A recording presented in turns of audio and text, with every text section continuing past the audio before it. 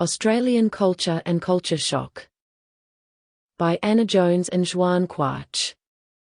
Sometimes work, study or a sense of adventure take us out of our familiar surroundings to go and live in a different culture.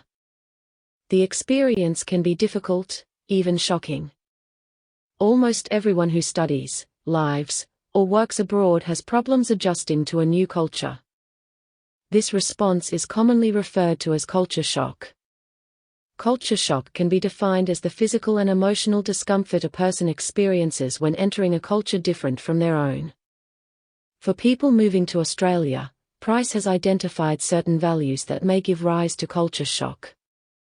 Firstly, he argues that Australians place a high value on independence and personal choice. This means that a teacher or course tutor will not tell students what to do, but will give them several options and suggest they work out which one is the best in their circumstances. It also means that they are expected to take action if something goes wrong and seek out resources and support for themselves. Australians are also prepared to accept a range of opinions rather than believing there is one truth. This means that in an educational setting, students will be expected to form their own opinions and defend the reasons for that point of view and the evidence for it. Price also comments that Australians are uncomfortable with differences in status and hence idealise the idea of treating everyone equally. An illustration of this is that most adult Australians call each other by their first names. This concern with equality means that Australians are uncomfortable taking anything too seriously and are even ready to joke about themselves. Australians believe that life should have a balance between work and leisure time. As a consequence, some students may be critical of others whom they perceive as doing nothing but study. Australian notions of privacy mean that areas such as financial matters, appearance, and relationships are only discussed with close friends. While people may volunteer such information, they may resent someone actually asking them unless the friendship is firmly established. Even then, it is considered very impolite to ask someone what they mean.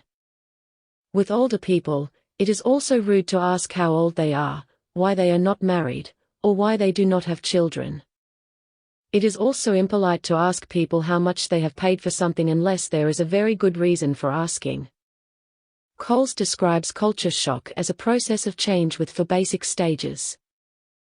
During the first stage, the new arrival is excited to be in a new place, so this is often referred to as the honeymoon stage. Like a tourist, they are intrigued by all the new sights and sounds, new smells and tastes of their surroundings. They may have some problems commonly referred them as just part of the novelty. At this pause, it is the similarities that stand out, and it experiences the newcomer that people everywhere in their own lives are very much alike.